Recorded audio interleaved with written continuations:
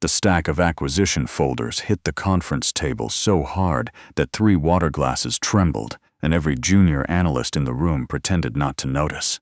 Irene Caldwell stood at the head of the table on the 32nd floor of Caldwell Partners, her reading glasses pushed up into silver-streaked hair, her expression carrying the particular coldness of someone who had not slept in 36 hours and had stopped apologizing for it years ago.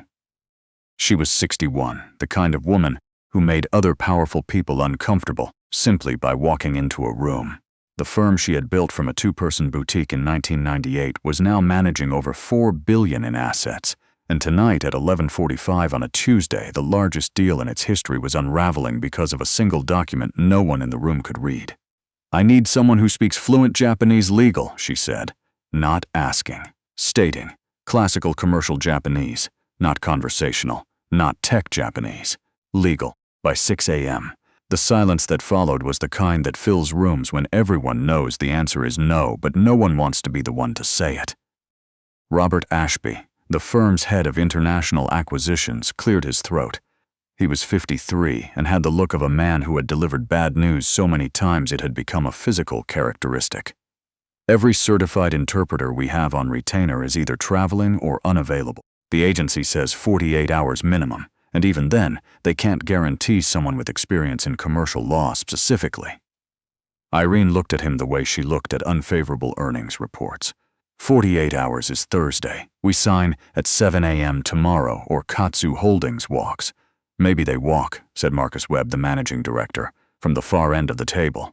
He was younger than most people in the room, 38, with the confidence that came from never having watched a deal he cared about collapse.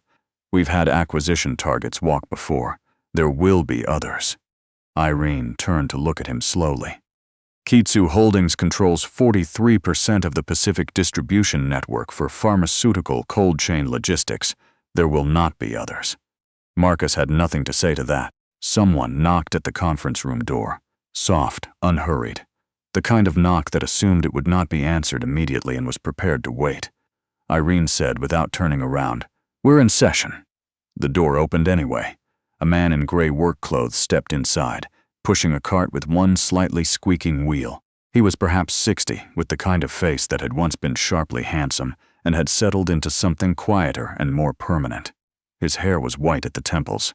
His hands, pushing the cart, were the hands of someone who worked with them regularly. "Sorry," he said, simply. "Didn't realize you were still here. I can come back." "Do that," Marcus said, not looking up from his phone. The man nodded and began backing the cart toward the door. Irene had gone back to the document on the table in front of her, flipping pages she could not read, frustration mounting in the set of her jaw. The contract from Katsu Holdings had arrived in its final form at 8 that evening, 112 pages of dense formal Japanese. Their previous correspondence had been handled in English. This final version was not, and Katsu's legal team, when reached by phone, had explained with elaborate politeness that this was their firm's standard protocol for all final binding agreements. Non-negotiable. "This is insane," said Julia Ferris, the firm's general counsel, from her seat near the window. She had been quiet for the last hour, reading through what fragments of the document their translation app had managed to produce. The results were barely coherent. Legal Japanese, particularly the formal written style used in binding commercial contracts, did not respond well to automated translation. "I'm getting fragments. Clauses that don't connect. There's an entire section here I can't parse at all." Irene picked up the document and stared at the page as though force of will might render it legible. In the doorway, the man with the cart had stopped moving. He had not turned around. He was standing with his back to the room, one hand on the cart's handle, and something in his stillness had changed. Not dramatically, just the particular stillness of a person who has heard something that requires a decision. Irene, not looking up, said the words she would spend a long time thinking about afterward. She said them to the room, to no one, to the ceiling, to the $4 billion she had spent 2 decades building. "At this point, I'd let the janitor take a crack at it. Couldn't do worse than this app." Someone at the table gave a short, uncomfortable laugh. Julia Ferris did not laugh. The man at the door turned around. He looked at the document in Irene's hands. His expression was the same as it had been when he walked in. Unhurried, neither offended nor amused. He simply looked at the document. "May I?" he said. The room went quiet in a different way than it had been quiet before. Irene looked up. She looked at him the way she sometimes looked at things she couldn't immediately categorize. A long moment passed. Julia said, quietly, "Let him." Irene set the document down on the table and slid it 2 inches in his direction. Not quite an invitation. Not quite a dismissal. The man named Walter Greer walked to the table. He set his cart's wheel brake with 1 foot and picked up the document. He did not flip to the front. He opened it to roughly page 30 and read in silence for approximately 45 seconds. Then he turned to page 64, then back to page 12. Then he set it down and said, "This is Meiji-era formal style. They're writing in a register that hasn't been standard in commercial law since the 90s. It's deliberate. Most translators won't recognize the construction." Nobody in the room spoke. "The clause on page 30, Walter said, is not what the summary document says it is. The summary, which I assume is in English," he glanced at Robert, who nodded, "describes it as a standard liability transfer provision.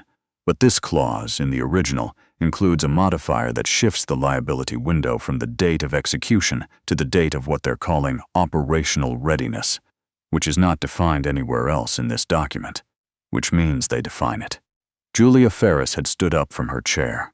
"Show me," she said. Walter turned the document toward her and pointed to the passage. He read it aloud in Japanese, then translated it clause by clause into English, so clean and precise it sounded like he was reading from a second document that had always existed. When he finished, Julia sat back down. The color had not entirely returned to her face. "Read the whole thing," Irene said. It was not phrased as a request. Walter pulled out the nearest chair and sat down. He turned to page 1. He read for 2 hours. For the first 20 minutes, 2 of the junior analysts exchanged glances that were skeptical and faintly amused. By the 40-minute mark, no one in the room was looking at their phone. By the time Walter reached page 50, Marcus Webb had moved from his seat at the far end of the table to 1-2 chairs away, close enough to see the pages. Julia was taking notes on a legal pad. Robert had his laptop open and was pulling up Katsu Holdings' public filings in Japan, cross-referencing as Walter spoke. Walter did not translate word for word. He translated meaning. He would read a paragraph aloud in Japanese, pause, and then explain it in English. Not just what it said, but what it did, what it was structured to accomplish. What an attorney reviewing it 6 months after signing would find when the other party came back to enforce it. He had apparently read enough contracts of this kind to understand not just the language but the architecture. At 1:45 in the morning, he stopped. His finger rested on a passage on page 78. He read it twice. Then he looked up at Irene. "This needs to stop the conversation," he said. Irene leaned forward. Walter turned the document so she could see the page. Section 12, Subclause 9. It's embedded in a section about post-merger technology integration. It reads as a routine data transfer provision. But this phrase here, he pointed, in formal Meiji legal grammar, functions as a conditional reverter clause. It's saying that in the event of any regulatory review or governmental audit in the 24 months following execution, Katsu Holdings retains the right to repurchase all transferred assets at original book value regardless of any value added by Caldwell Partners subsequent to acquisition. The room was absolutely still. "Book value," Julia repeated. "As assessed in a Katsu-appointed valuation report," Walter said. "Dated 18 months ago, before the market correction that added approximately 30% to the division's worth." Robert's voice was flat. "They could take it back."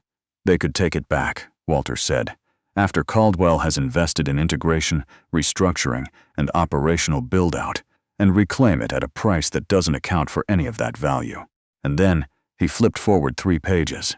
Section 14 specifies that any dispute arising from the repurchase provision must be resolved through binding arbitration in Tokyo under the 1966 Commercial Arbitration Framework. Marcus Webb said, "That framework was superseded in 2003. "Yes," Walter said. "It was." Irene stood. She walked to the window. The city at 2 in the morning was not quiet, but the floor was high enough that the noise was abstracted into something that resembled silence.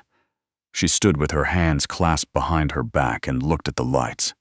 After a moment she said, "Is there more?" Section 9, Walter said, the intellectual property transfer language. There are 2 conflicting provisions. The summary document resolves the conflict in your favor. The original language does not. The way it's written, Katsu would retain licensing rights to the core proprietary software until a second tranche payment is made. A payment that isn't mentioned anywhere in the English language deal summary.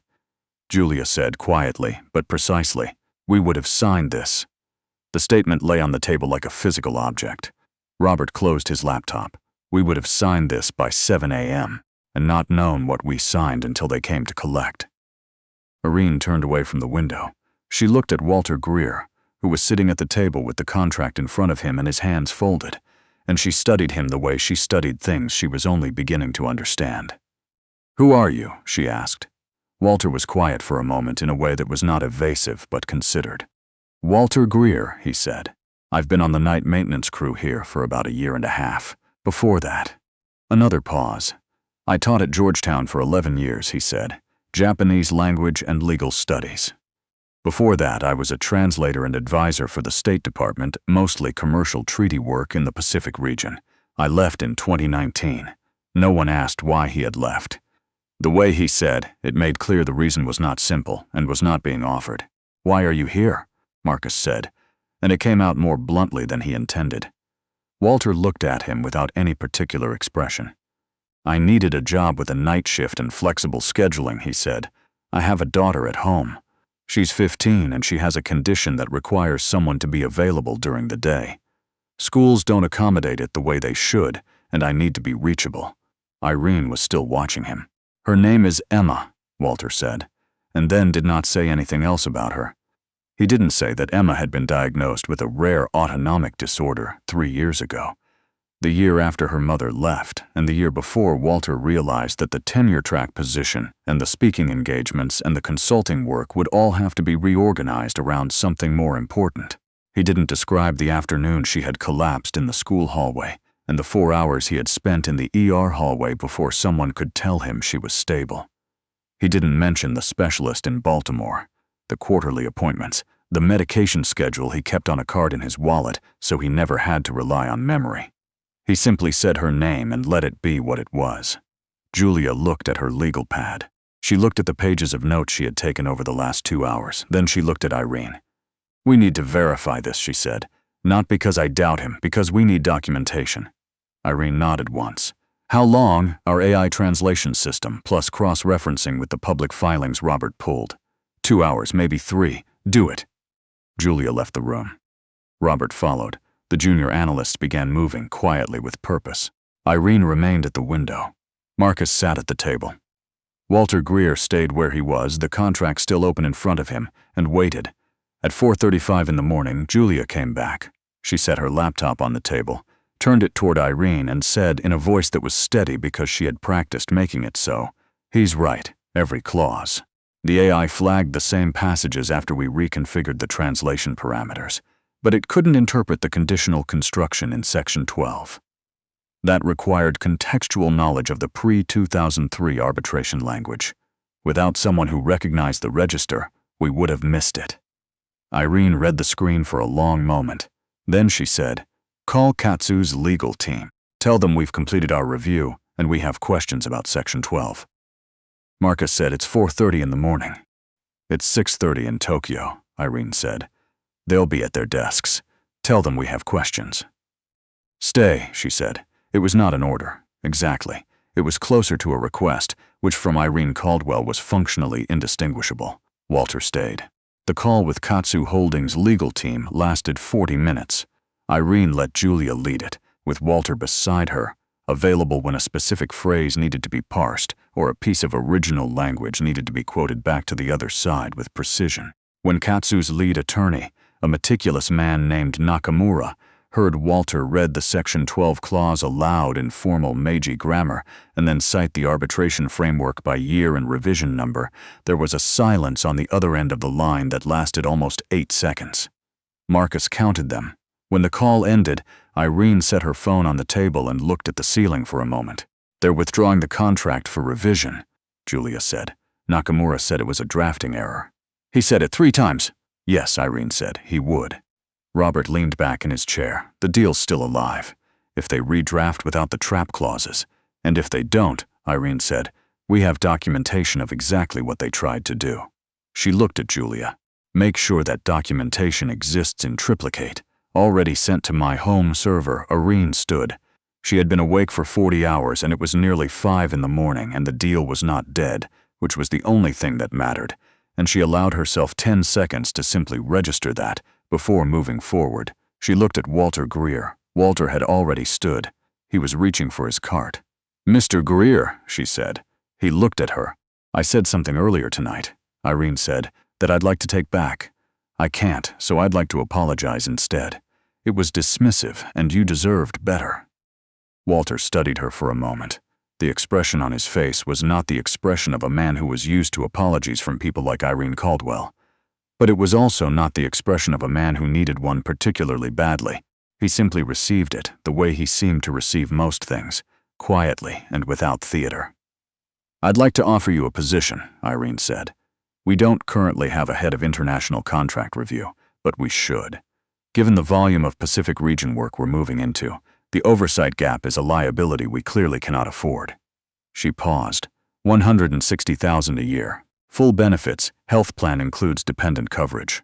You'd report to Julia and have final review authority on any non-English contracts before they reach the signature stage. The room was very still. Walter looked at Irene for a long moment without answering. He was thinking about Emma, about the specialist in Baltimore and the quarterly appointments and the afternoon routine that she required, and that he had spent a year and a half building around a night shift that no one at this table had ever noticed. He was thinking about the insurance plan he currently had, which covered the basics, but not the quarterly specialist, and not the medication adjustment visits, and not the equipment rental for the home monitoring setup that cost $400 a month. He was thinking about a morning 6 months ago when Emma had come into the kitchen while he was making her breakfast, still in her pajamas, and said without context, "Dad, do you miss your old job?" And he had said without hesitation, "Not the way you'd think." And she had looked at him with the particular directness of a 15-year-old who has learned to read adults carefully, and said, "Okay," and accepted it, and that had been enough. "The scheduling," Walter said. "I need to be reachable during school hours." Irene didn't miss a beat. "Flexible hours, start time of your choosing. The work doesn't require you to be in the building at a specific hour, it requires you to be thorough and available when contracts come in. We can build the schedule around what you need." Walter was quiet for another moment. "I'll take it," he said. Irene held out her hand. Walter shook it. Her grip was direct and brief. "Julia will reach out Monday morning," Irene said. "We'll get you set up properly." Walter nodded. He released the cart's wheel brake, pushed it to the door, and let himself out without ceremony. The conference room, which had been many things over the course of the night, a war room, a classroom, a place where a company's future had been quietly saved, settled into something that resembled ordinary silence. Julia looked at her notes. Marcus looked at the wall. Robert began typing something on his laptop. Outside, the city was beginning the slow process of turning from night into morning. Irene picked up the revised timeline she had printed 9 hours earlier, when everything was still on schedule, and looked at it without really seeing it. She thought about the moment she had said those words. The janitor.